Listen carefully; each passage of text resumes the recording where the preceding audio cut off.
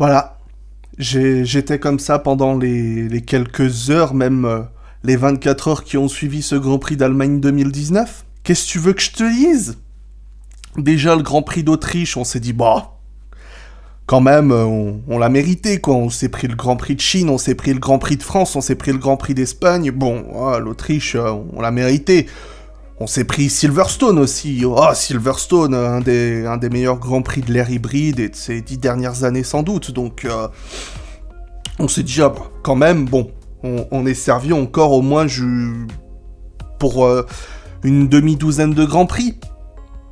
Mais là, c'était quoi, ça, ce que tu nous as fait, Hockenheim? Maintenant, on va regarder le Grand Prix d'Autriche. À moins que Kubica remporte le Grand Prix, si tu veux, tout le monde va dire que ça va être un Grand Prix de merde. Parce que t'as mis la barre trop haut, si tu veux. Bon, on va arrêter de déblatérer des conneries et on va revenir sur ce qui s'est passé. Bon, alors, il y a énormément de choses à dire, donc on va vraiment essayer d'aller à l'essentiel aujourd'hui, sachant qu'il y a une bonne partie des choses que je vais occulter, parce qu'on en a déjà parlé dans le live, et pour ceux qui n'ont pas envie de se retaper les 1 heure, la bonne 1h15 que ça a dû faire, comme habituellement, je vais juste prendre quelques extraits, des extraits les plus pertinents, et puis voilà, les poster dans la fin de semaine. Comme habituellement, on va revoir, on va faire une étude de cas de chaque pilote en fonction de leur arrivée, et on va commencer par ce Max Verstappen qui a remporté un deuxième Grand Prix cette saison, autant que Bottas, et ça devient non seulement inquiétant pour Bottas, on va y revenir. La statistique de Verstappen est la suivante: depuis le Grand Prix de Spa, le plus mauvais résultat de Verstappen, c'est 5e. C'est pas trop mal, selon qu'il a pas nécessairement la meilleure voiture entre les mains. Bon, il a pas la plus mauvaise, on va pas se mentir. Irréprochable ce dimanche, Max Verstappen. Il a eu une petite phase difficile quand on lui a chaussé les médiums, mais bon, c'est normal, je pense que n'importe qui, déjà avec les softs, il y en a qui ont eu du mal, alors avec les médiums, ça passait pas. Mais dans l'ensemble, irréprochable Verstappen. Déjà, en qualification, il sépare les Mercedes, et pendant la course, il est dans le rythme des Mercedes, et dès l'instant qu'il a de l'air libre devant lui, il s'envole Verstappen, c'est-à-dire que même si Mercedes nous avait pas fait une Ferrari, Verstappen il gagnait la course. J'ai déjà donné tous les louanges que j'ai donné sur ce pilote, il est en train de rattraper Bottas au championnat du monde. Qu'est-ce qui se passe? Bottas il a une Mercedes qui domine depuis le début de la saison, Verstappen il a une voiture qui d'une course à l'autre est plus ou moins derrière la Ferrari, même si ces derniers Grands Prix... la Red Bull semble prendre le pas sur Ferrari. Si tu veux, j'ai tellement rien à dire sur sa course, tellement que c'était parfait, à part ce petit 360 qu'il nous a fait, mais juste parce qu'il avait des médiums. À part ça, je comprends pas ce que les gens peuvent encore aujourd'hui reprocher à Verstappen, si ce n'est que sa personnalité peut-être qui peut effectivement déplaire à certains. Moi j'ai rien contre lui personnellement, mais voilà, je sais que pour certains c'est difficile ce genre de caractère à accepter, mais factuellement sur la piste, il est là et c'est tout ce qui compte. Pour ce qui est de son coéquipier Pierre Gasly, Red Bull ne cesse d'affirmer qu'il sera encore là jusqu'à la fin de la saison, donc c'est vraiment la preuve que Red Bull ressent le besoin d'exprimer son ressenti vis-à-vis de ce qui se passe du côté de Gasly.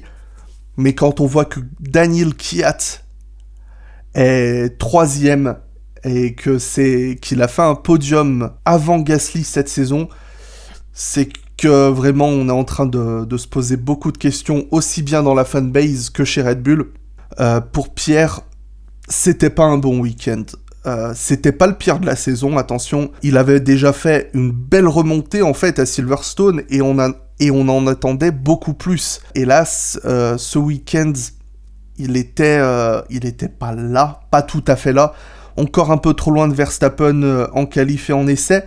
C'était pas aussi ridicule que ça l'a été au Canada ou en France. Il était toujours un petit peu derrière et en course, il y arrivait pas, Pierrot.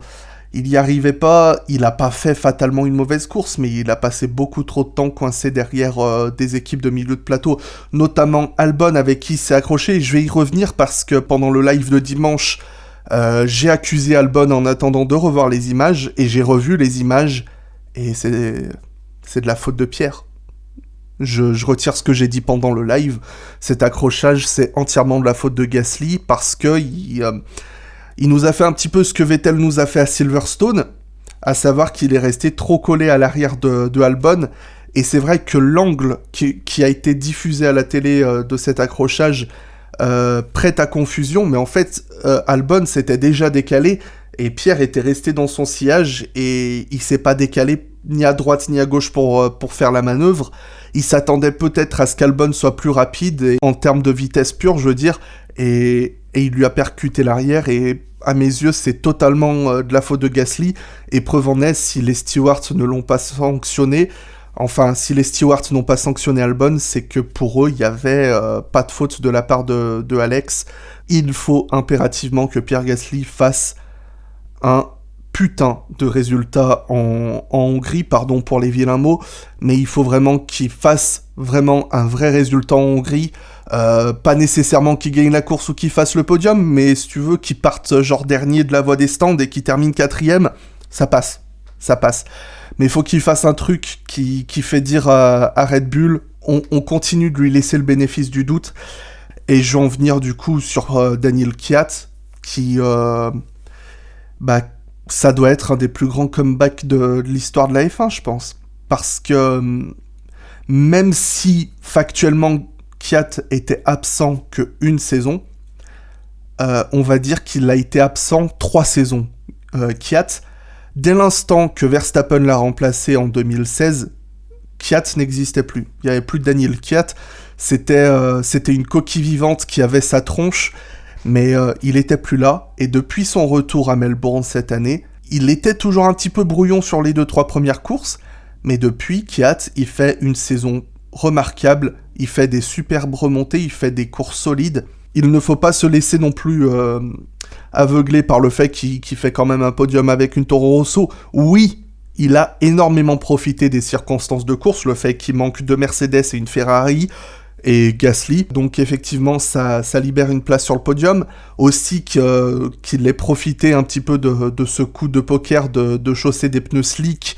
En fin de course, c'était le deuxième à chausser les slicks après Stroll, et ça lui a évidemment porté chance pour son résultat, mais bon, il était là, il a fait une bonne course, Kvyat, et en fin de course, c'est ce que je voulais relever, il nous a pas fait ce que le Daniel d'il y a quelques années aurait pu faire lorsque Vettel est venu le chercher pour la 2e place, c'est-à-dire qu'il s'est pas défendu bêtement, il a pas cherché à surprotéger inutilement sa position, parce qu'il savait que c'était inutile face à Vettel, et ensuite, à 2 tours de la fin, je crois, il y a Vettel qui a fait un gros écart, Kvyat, il aurait pu tenter de plonger à l'intérieur pour prendre sa place, mais il est sagement resté derrière parce qu'il savait qu'il y avait un minimum risque et qu'il pouvait pas le prendre. Et pour moi, c'est ce qu'il fallait faire, surtout que ça aurait été inutile de prendre ce risque parce que sans aucun doute que Vettel l'aurait repassé derrière. Donc, non, il a fait ce qu'il fallait, Kvyat, et je l'applaudis, et je l'ai déjà dit plusieurs fois, Kvyat ne méritait pas de se faire dégager de chez Red Bull en 2016, contrairement à ce qui se dit. Kvyat n'a pas été dégagé de chez Red Bull à cause de mauvaises performances, il faut s'enlever ça de la tête, ceux qui le pensent encore, parce que ce n'est pas le cas. Si Kvyat s'est fait dégager de Red Bull, c'est uniquement parce qu'il fallait placer Max Verstappen dans la voiture, et qu'il ne pouvait pas dégager Ricciardo, parce que Ricciardo, je pense quand même, reste un petit cran au-dessus de Kvyat, mais on a vu que ces deux-là, ils s'étaient quand même donné pas mal de fil à retordre en 2015. Si Kvyat revient chez Red Bull, je serais très heureux pour lui, parce que c'est un pilote extrêmement sympathique, c'était un très bon pilote, et il prouve que c'est toujours un excellent pilote, et même si je serais triste pour Gasly, parce que Gasly c'est un pilote adorable, et puis il y a sans doute mon côté francophone, franchouillard qui ressort, mais force est d'admettre qu'il est pas là, Pierrot. On va pas s'attarder sur les pilotes Red Bull tant qu'on y est pour ce qui est d'Alex Albon. J'ai rien à dire sur sa course, il a fait une grosse erreur, pas catastrophique, parce que Albon, rappelons-nous, il se battait pour la 2e place avec Hülkenberg passé un temps. Rien que de dire ça, hop, ça y est, Hülkenberg, 2e place, j'ai mal, rien que d'en reparler. Mais bon, Albon, sa grosse erreur, en gros, ça a été justement de trop défendre quand Hamilton est venu le dépasser, et il a perdu 3-4 positions dans la manœuvre à l'épingle, mais Alex Albon est un rookie qui continue d'apprendre, et pendant le reste de la course, il a fait une course très propre, et j'ai rien à lui reprocher. 3e et 6e pour Toro Rosso, je crois que ça doit être le meilleur résultat de l'ensemble de l'histoire de l'équipe. Les deux gaillards ont fait ce qu'il fallait. Alex Albon, il a quand même encore beaucoup à apprendre, à mon avis, parce que pour moi, il a mérité sa place chez Toro Rosso, mais pour moi, il faut encore qu'il s'affirme en termes de performance. Sébastien Vettel, parti 20e, qui termine 2e, on en parle ? Bien sûr qu'on en parle. Oui, il a énormément profité des conditions de course. Je suis d'accord et sur le fait que dans l'ensemble, son rythme de course n'était pas exceptionnel sur l'ensemble du Grand Prix, mais il était là, il n'a pas fait d'erreur. On va dire qu'il n'a pas été tête brûlée à vouloir impérativement, coûte que coûte, gagner des places en début de course, et ça a joué en sa faveur justement en fin de Grand Prix, parce que il a profité du fait que tout le monde était réuni et d'être dans des conditions plus avantageuses sur le sec, pour prendre parfaitement parti de l'avantage de sa monoplace, évidemment de son talent, pour grappiller les places nécessaires pour qu'il monte sur le podium. Et ça fait vraiment plaisir pour Vettel, qui avait besoin d'un tel résultat après une année complète depuis le Grand Prix de l'an dernier, très difficile. Maintenant, Seb, écoute, je t'attends au tournant sur la fin de saison, parce que ce qui s'est passé à Silverstone, ce qui s'est passé à Bahreïn, et toutes ces choses, j'en veux plus. Je veux revoir le Vettel de 2013, des années Red Bull. Je veux revoir le Vettel de 2017, qui était très bon en 2017, Vettel. Donc je veux revoir ce Vettel-là, parce que sinon ça va mal se passer pour toi. Mais moi je veux rien te faire parce qu'on se connaît pas, et puis quand même, voilà, j'ai aucune légitimité, mais voilà. Ça va mal se passer. Alors en termes des résultats qui sont difficiles à prononcer à haute voix, Lance Stroll termine 4e. Un semblant de déception d'avoir perdu le podium de si peu, mais il a fait ce qu'il pouvait. Stroll, si une petite erreur effectivement, là où il s'est fait passer par Kvyat, c'est peut-être là que s'est joué le podium, mais je pense que la Racing Point était un petit peu en dessous de la Toro Rosso dans l'ensemble. Effectivement, Stroll, c'est pas tant qu'il a fait une course remarquable, c'est qu'il a été le premier à partir en soft à la fin, à chausser les softs, et il s'est retrouvé à mener la course quand les autres se sont arrêtés, donc c'était vraiment la preuve qu'il avait fait le bon choix. Force est d'admettre que Sergio Pérez s'est mis dans le mur au 3e tour, Lance Stroll, pas une erreur de toute la course à part ce petit écart où il s'est fait passer par Kvyat. Il semble que pour Lance Stroll, ce soit les conditions piégeuses qui l'avantagent. Malheureusement pour lui, les conditions piégeuses en Formule 1, c'est plus rare que les conditions normales. Mais bon, ça, je pense que ça va l'aider un petit peu moralement pour les prochaines, parce que il s'était quand même pas mal fait effacer par Pérez ces dernières courses. Et pour terminer sur Pérez, je suis surpris de cette erreur, mais comme on va le voir, il y a énormément de très bons pilotes ce week-end qui ont fait des fautes. C'est la pluie, c'est comme ça arrive à tout le monde, et j'espère pour lui que ça s'améliorera la prochaine. Carlos Sainz a dit que cette 5e place avait un goût amer, et je le comprends, parce que si Carlos Sainz n'avait pas été piégé par ce fameux virage 16, il s'est retrouvé bloqué pas mal de temps avant de pouvoir repartir sur la piste, et il a perdu énormément de place, mais bon, il récolte quand même des points très importants pour McLaren, qui s'affirme en tant que 4e force, surtout après que Renault ait perdu la 5e place au profit de Toro Rosso, on va en reparler, mais voilà, Sainz qui se rapproche en plus de Gasly au championnat, donc pour ce qui est de Lando Norris, il avait du mal de toute façon tout le week-end, et son calvaire s'est arrêté très rapidement à cause d'une panne moteur, je crois, enfin, honnêtement, je sais plus vraiment les termes, s'il y en a qui sont plus pointilleux que moi, mettez-le dans le commentaire, je sais juste que c'est un machin du moteur qui a plus fonctionné. C'est tout ce qui compte pour moi. Les Alfa Romeo ont franchi la ligne en 7e et 8e place, mais elles sont classifiées, 12e et 13e. Alors, bonne course des Alfa Romeo. Antonio Giovinazzi, je suis ravi de sa course. Il n'a pas été aussi flamboyant que Kimi, mais il n'a pas fait la moindre erreur. Et Giovinazzi devait avoir quelques réminiscences de son premier Grand Prix sous la pluie en Chine 2016, j'espère pas dire de bêtises, quand il a remplacé Verlaine, où il s'était mis dans le mur 2 fois dans le week-end en Chine sous la pluie. Là, il a été propre, il a fait ce qu'il fallait, et il terminait dans les points sans cette déclassification. Et pour ce qui est de Kimi, il a fait une bonne course, mais l'Alpha avait du mal, et il nous a fait une petite erreur, rien de dramatique, mais si même Kimi Raikkonen part à la faute, ça montre que les conditions sont extrêmement piégeuses. Ce qui s'est passé pour les Alphas, je vais pas rentrer dans le détail très exactement parce que je ne saurais vous l'expliquer parfaitement de manière très brève, mais en gros, elles ont été accusées, à juste titre, d'avoir au départ, en fait, sur leur embrayage, quelque chose qui a facilité leur départ. Alors, ce n'est pas une tentative de triche, je ne pense pas et je n'y crois pas. Ce serait juste, effectivement, à cause, vu que maintenant c'est plus ou moins tout informatisé, à cause du fait que les conditions étaient différentes sous la pluie. L'embrayage a fonctionné différemment, il a eu un temps de réaction beaucoup plus performant que ce qui est autorisé. Et voilà, vu que tous ces trucs sont réglementés, que c'est inutilement compliqué, je vais pas rentrer dans les détails, mais elles n'ont pas été disqualifiées, elles ont eu 20 ou 30 secondes de pénalité, ce qui me surprend énormément, mais bon, ce qui permet aux As de Romain Grosjean et Kevin Magnussen de terminer 7 et 8. Sur le papier, c'est un résultat dont elles ont besoin, ces As 7 et 8. Mais factuellement, encore une fois, elles terminent derrière tous leurs rivaux, sauf Williams et pour le coup Alpha parce qu'elles ont été déclassées. Elles n'étaient pas là, les As, encore une fois. Des problèmes avec les gommes, des problèmes avec les températures.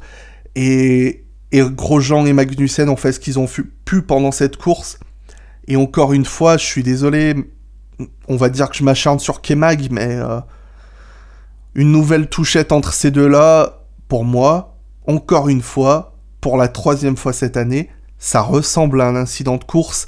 C'est un incident de course, mais quand c'est ton équipier, tu défends pas ta position comme ça. Surtout, pour l'anecdote, j'ai vu circuler une vidéo de F1 TV avec les conversations radio en temps réel, où on demande à Magnussen de céder sa place à Grosjean dans l'épingle. Juste dans l'épingle. Donc Grosjean prend large, Magnussen, il serre Grosjean à l'extérieur.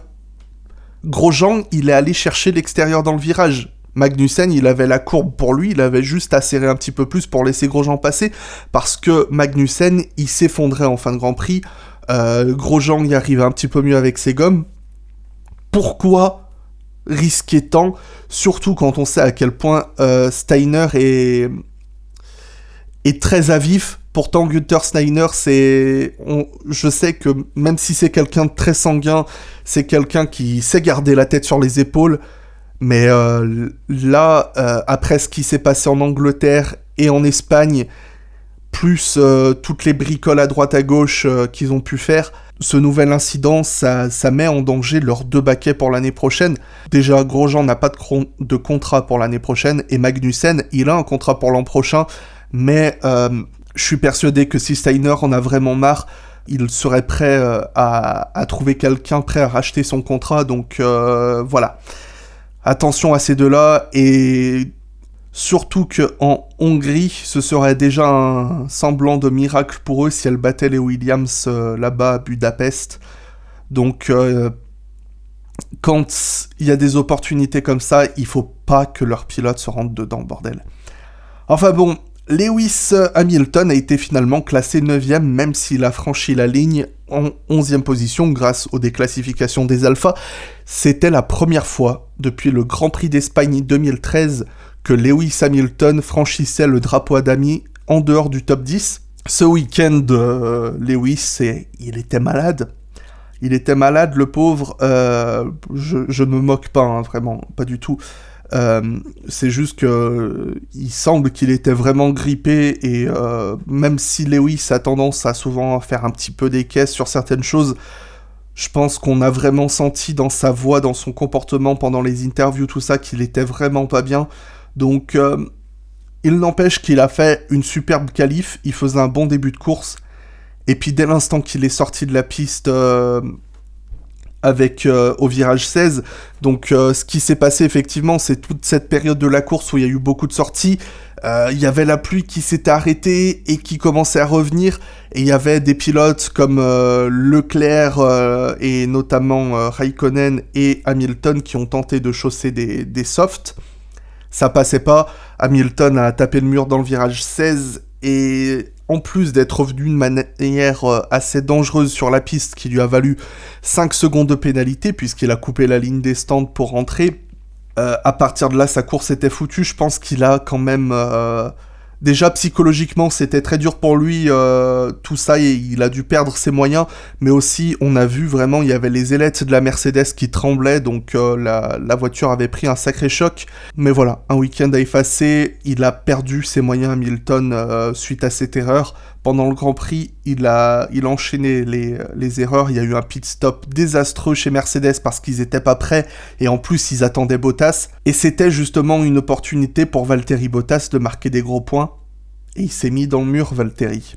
Il s'est mis dans le mur à un moment où justement sa place n'est pas assurée pour 2020, même si je ne la sens pas vraiment en danger. Le fait est que il a gagné 2 Grands Prix cette saison, Hamilton en a gagné 7. Ce week-end, Hamilton, il a raté sa course. Bottas, il n'a pas été capable de dépasser Lance Stroll en fin de Grand Prix. Et là, ça devient grave, et ça en devient plus grave parce que justement, frustré de ne pas réussir à passer Lance Stroll, il a fait cette erreur qui l'a envoyé dans le mur, et Bottas, il en avait pas besoin de ça. Donc le fait que Bottas est en train de se faire rattraper au championnat par Verstappen, alors qu'ils ont une voiture dominante, c'est pas bon pour lui du tout. On va voir comment ça va se passer en Hongrie, mais... À mon avis, si Bottas se fait encore prendre 20 secondes par Hamilton pendant la course, j'ai peur pour lui. Je sais que c'est pas complètement mérité, je sais que il a fallu énormément de circonstances de course, mais je suis vraiment heureux que Robert Kubica marque un point ce week-end. Déjà parce qu'il bat un record précédemment détenu par un certain Lucien Bianchi sur le plus grand écart entre 2 points entre 2 courses, à savoir plus de 8 ans. Le Bébert, la dernière fois qu'il a mis des points, c'est à son dernier Grand Prix à Abu Dhabi en 2010. Mais déjà, c'est un semblant de récompense pour ces années d'efforts pour revenir dans la catégorie reine de la Formule 1. Et surtout, j'espère que ça va être un coup de boost pour lui pour la suite de la saison, parce que si George Russell n'avait pas fait cette minuscule erreur au 50e tour et quelques, où il est sorti trop large à l'épingle, il terminait devant Kubica. Si les Alfa Romeo aussi n'étaient pas disqualifiés, Williams ne marquait pas de points. Mais bon, ça permet à Williams de marquer un petit point, pas complètement mérité, mais quand même dans le sens où c'est la seule équipe cette année à avoir terminé absolument tous les Grands Prix. C'est une maigre récompense, mais voilà, les Williams, elles ont amené ce week-end un upgrade qui était très attendu depuis très longtemps, et elles étaient trop loin, les Williams. Mais bon, je me ravis quand même du fait qu'elle puisse enfin marquer un point. J'aurais aimé que Russell marque un petit point parce qu'il fait un extraordinaire début de carrière et il l'aurait mérité, mais je suis pas plus triste que Kubica le récupère pour les raisons que j'ai évoquées. Maintenant, on a eu beaucoup de cœurs brisés ce week-end, et je pense que pour beaucoup, vous savez que le mien est du côté de Nico Hülkenberg. Putain, Nico, ça devrait être toi sur le podium ce week-end. C'était toi sur le podium. Ça doit être Nico Hülkenberg qui termine 3e aujourd'hui. Qu'est-ce que t'as fait ? Hein ? Je vais pas te punir, Nico, parce que je sais que tu t'en veux beaucoup plus que moi je ne t'en veux, mais à chaque fois qu'il y a une opportunité, chaque fois qu'il y a la minuscule opportunité d'un podium, tu la rates. Alors que, quand il n'y a aucune opportunité, eh ben t'es là. Faut m'expliquer... Alors, encore une fois, je l'ai dit, hein, je l'accable parce que, voilà, c'est Nico Hülkenberg, il faut qu'il monte sur un podium, ce pilote. Comme je le disais, il y a beaucoup de pilotes qui sont sortis de la piste à cet endroit. Il faisait une bonne course, Hülkenberg, bordel, il pointait à la 2e place avant que les Mercedes le rattrapent et le passent, même si, bon, peut-être qu'il ne serait pas monté sur le podium parce qu'il y a eu énormément de chamboulements quand même en fin de course, il fallait réussir les stratégies et que les pit stops se passent bien. Mais bon, j'ai déjà fait une vidéo sur Hülkenberg sur la chaîne qui évoque toutes les fois où il a raté son podium, je vais pas revenir dessus parce que ça me ferait déjà beaucoup de mal. Et puis, oui, bon, j'ai pas grand-chose à dire personnellement, mais pour conclure, sur Charles Leclerc, bah, ouais, il est parti à la faute, ça arrive. Ça arrive à Hamilton, c'est parti à Raikkonen, c'est arrivé à Sainz, c'est arrivé à Hülkenberg. C'est pas des n'importe qui, ces gars-là, donc, ouais, n'importe qui est parti à la faute, et ça a été un des plus malchanceux parce que on voit... 50 secondes plus tard, Hamilton sort exactement au même endroit. Donc, pas de chance pour Leclerc. Il faisait une excellente course jusque-là. Ça fait partie des choses de la F1. Et, bon, que dire, son tour viendra un jour ou l'autre. Mais, par contre, faut arrêter avec les... Et de manière générale, pardon, faut arrêter sur les Hamilton surcoté, Leclerc surcoté et Monbonnet surcoté. Parce que c'est pas parce qu'ils ont fait une course de merde que ça enlève tout ce qu'ils ont fait le reste de leur carrière. Donc voilà. Ouais, j'ai lâché un petit coup de gueule, ouais, parce que des fois on entend ou on lit des trucs qui ne sont pas très pertinents, dirais-je. Et c'est agaçant des fois. Comme vous le savez, j'ai aucune prétention. Hein. Moi, je suis juste un mec qui parle de F1 dans sa piole pendant sa pause déjeuner le midi, mais j'essaye d'être aussi neutre et partial que possible de manière générale. Et j'ai l'impression que des fois, on a des personnes qui sont un peu trop dans l'émotionnel et qui sont aveuglés par leur amour ou par leur haine vis-à-vis de certains pilotes.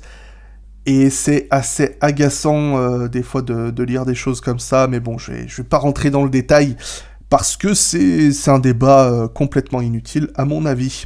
Mon top 3 de ce week-end, c'est tous ceux qui ont terminé la course, donc à savoir Verstappen, Vettel, Kiat, Stroll, Sainz, Albon, Grosjean, Magnussen, un peu Hamilton, Kubica, Russell, Giovinazzi et Raikkonen. Voilà, parce que je pense que tous ceux qui ont terminé la course méritent un tonnerre d'applaudissements, parce qu'il y en a plein qui ne l'ont pas terminé. Donc, c'était un super Grand Prix, ça fait plaisir d'en parler, j'espère que ne pas avoir été trop long et un petit peu trop évasif sur certains sujets. Je te laisse me dire dans les commentaires, toi, s'il y a vraiment des pilotes qui sortent du lot pour toi. Moi, j'ai essayé aujourd'hui, j'ai essayé d'en choisir 3, mais... Pour moi, c'est pas possible aujourd'hui parce qu'il y a eu trop de trucs. Enfin, dimanche, pardon. Merci à toi quand tu mets des pouces. Merci à toi quand tu t'abonnes. C'est vraiment cool parce que ça fait plein de gens avec qui discuter. Et ça fait... plus on est nombreux pour parler, moins on est seul. Vous pouvez me retrouver sur Facebook, Instagram et Twitter, les liens sont dans la description, me retrouver sur le Discord de Formule X, le lien est dans la description et je vous donne rendez-vous très bientôt pour un nouvel instant Blabla F1.